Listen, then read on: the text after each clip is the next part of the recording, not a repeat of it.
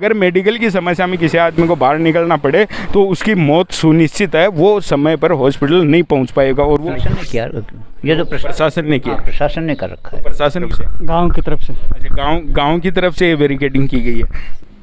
नमस्कार, मैं हूं विक्रम और आप देख रहे हैं झुंझुनू का लोकप्रिय यूट्यूब चैनल रंगीलो झुंझुनू। अभी हम हैं मौजूद उदयपुरवाटी क्षेत्र के छापोली गांव में। छापोली गांव जो कोरोना का एक हॉट स्पॉट कहें या फिर जो अभी कुछ दिन पहले जहां पे एक ही दिन में 7 मौतें हुई थी, उन मौतों का हकीकत भी हम जानने का प्रयास करेंगे। अभी मौजूद हैं जो स्वास्थ्य केंद्र है छापोली का, उसके सामने, और बात करते हैं यहाँ गांव के जो लोग हैं उनसे। और ज़्यादा चर्चा में ये गांव तब आ गया जब अभी पिछले दिनों एक ही दिन में गांव के 7 लोगों की मृत्यु हुई है। जिस तरीके से आपने गांव को देखा है तो गांव में एंट्रेंस के जो भी रास्ते हैं हाईवे से, उन सभी को बंद कर दिया गया है ग्रामीणों की तरफ से। वहीं पुलिस के जवान भी मुस्तैद हैं जो अंदर गाँव के अंदर भी हैं, और मेन जो अंदर एंट्रेंस का जो रास्ता है वहाँ पर भी पुलिस के जवान हमें देखने को मिल सकते हैं कि किस तरीके से इस पूरे गांव को चारों तरफ से बंद कर रखा है कि यहाँ का ना तो कोई बाहर का आदमी यहाँ आ सकता है और ना यहाँ से कोई आदमी बाहर जा सकता है। तो चलो मिलते हैं गांव के कुछ लोगों से और बात करते हैं उनसे।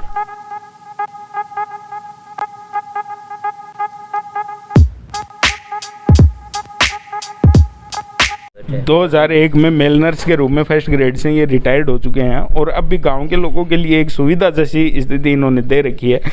जो उपचार के लिए छोटी मोटी दवाई लगभग के चीज़ों के लिए कौन से नहीं, यही बुखार वगैरह कोई छोटा मोटा होता है तो उसको वो पैरास्टामोल वगैरह वो लिख देते हैं, दे देते हैं उसको। पहले तो इंजेक्शन वगैरह भी लगवा देते और कर रहे थे, लेकिन अब तो वो आते हैं उनको दूर से ही।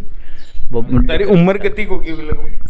मेरे तो 63, वो 70 है, 78 लगभग। अभी तो जिस तरीके से अब भी गाँव के जो हालात हैं, जिस तरीके पहले मीडिया में छपा है गाँव में कोरोना के पेशेंट का और इनके बारे में जो कहा गया है, तो क्या लगता है कितनी का हकीकत है? कोरोना के कितने पेशेंट आए थे यहाँ पे? कोरोना वो वैसे तो वो न्यू है, पॉजिटिव तो आई थे, तो आ रहे हैं, मौत नहीं हुई कोरोना से, लेकिन पॉजिटिव आए, पॉजिटिव काफ़ी आ रहे हैं। मेरे पास जो आ रहे हैं ना, उनको तो मैं तो यही कहता हूँ टेस्ट करवाया हो जा करके। अब वो जाते हैं नहीं जाते हैं उनका मैं क्या कर सकता हूँ। और तो पिछले दिनों एक प्रिंट मीडिया में एक खबर छपी थी, एक ही दिन में गांव के सारे लोग हैं वो पूरे दिन अंत्येष्टि करते रहे, एक दिन में 7 मौतें हुई। उनमें कहीं कोरोना का कुछ था? ना कुछ नहीं था। वो तो पहले वाले वो बुजुर्ग थे, करीब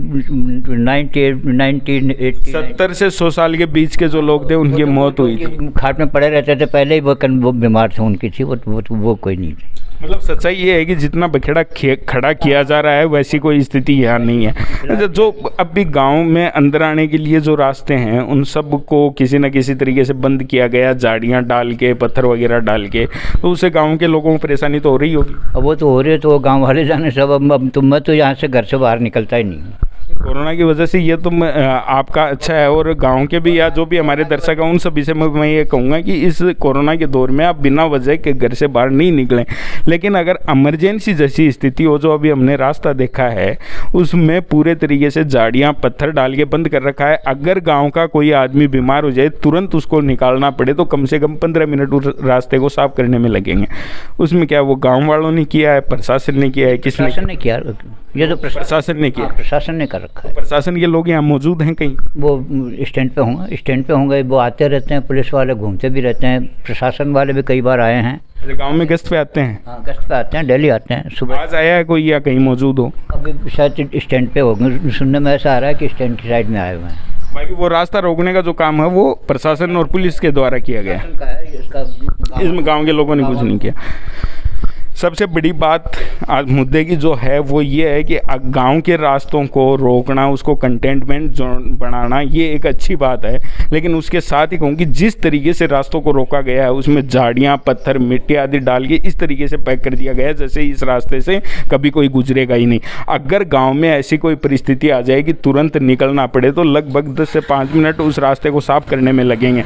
इस स्थिति में सबसे मजबूती से जो बात पूछी अगर जा सकती है कि ये रास्ता रोकने का काम अगर गांव के लोगों ने किया है तो वो किस अधिकार से, और अगर प्रशासन ने किया है तो अगर कल को कोई अनहोनी हो गई तो उसका जिम्मेदार कौन होगा? नमस्कार। नमस्कार। आप कौन से थाने से हैं? उदयपुरवाटी। उदयपुरवाटी थाने से हैं। तो यहाँ पे आपके 2 लोगों की ड्यूटी लगी हुई है? हाँ जी। तो ये जो बैरिकेडिंग की गई है ये गांव की तरफ से, गांव का फैसला है या फिर प्रशासन की तरफ से? गांव की तरफ से। अच्छा, गांव की तरफ से ये बैरिकेडिंग की गई है। तो ये गांव के लोगों ने कोई पंचायत स्तर पे निर्णय लिया या फिर अपने आप से ऐसे मान लिया कि भाई बैरिकेडिंग कर देते हैं कोई अंदर? ये गांव के प्रशासन की तरफ से भी है, गांव की दोनों की तरफ से।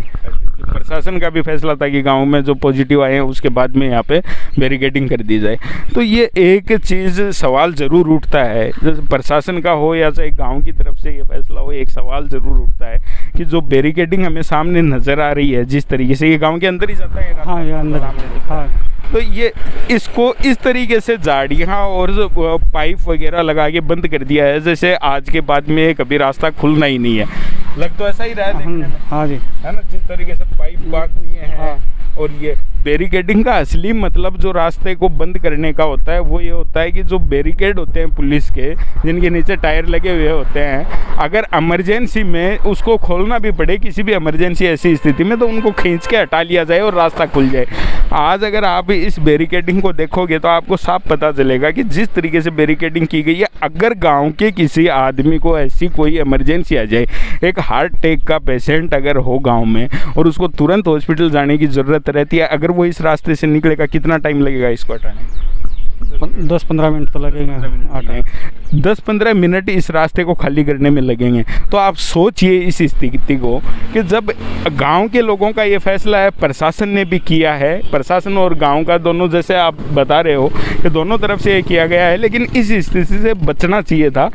अभी आप देखेंगे कि एक बाइक सवार हैं, वो गांव में जाने का प्रयास कर रहे थे, यहाँ से बाइक भी नहीं घुस सकती। पैदल आदमी का जाने का ये है, वो इन झाड़ियों के ऊपर से लांग के ज़रूर जा सकता है, लेकिन बाकी अंदर गांव के जाने का कोई रास्ता नहीं है। हाँ, जो मौतें हुई हैं उनकी सच्चाई ये है कि पिछले कुछ दिनों से कुछ लोग बीमार थे, उनकी मृत्यु हुई है। अब ये एक संयोग अपन कहें कि एक ही दिन में 7 मृत्यु होना गाँव के लिए ज़रूर कष्टदायक था। और हकीकत ये था, एक प्रिंट मीडिया के एक अखबार ने ये हेडलाइन के साथ छापा कि पूरे दिन पूरा गांव अंत्येष्टियों में लगा रहा। हाँ, वो हकीकत है, लेकिन वो सिर्फ संयोगवश था, ऐसा कुछ भी नहीं है कि कोई भी। और जो मौतें हुई हैं उनमें एक भी कोरोना पेशेंट नहीं था। लगभग 75 वर्ष की उम्र के जो पूर्व अध्यापक थे और कॉमेडियन भी, प्रभु दयाल जी कुमावत, उनकी 85 साल की उम्र में उनका निधन हुआ है। वहीं एक युवा जिसकी उम्र 20 साल थी, दिनेश नायक जिसका शायद नाम है, उसकी मृत्यु हुई है। लेकिन उसके बारे में ये कहा जा रहा है कि उसका पहले से ट्रीटमेंट चल रहा था, वो मेंटली डिस्टर्ब था, उसका पहले से कई दिनों से उसका ट्रीटमेंट चल रहा था और उसकी हालत नाजुक थी, तो वो भी अपनी बीमारी की वजह से मरा है, ना कि वो कोरोना से। तो ये एक हकीकत है, ये हकीकत दिखाने वाला शो है। आप देख रहे हो रंगीलो झुंझुनू। ये तो डर जाएंगे, और डरने का मतलब है कि पक्का कोरोना आपको पकड़ लेगा। धन्यवाद।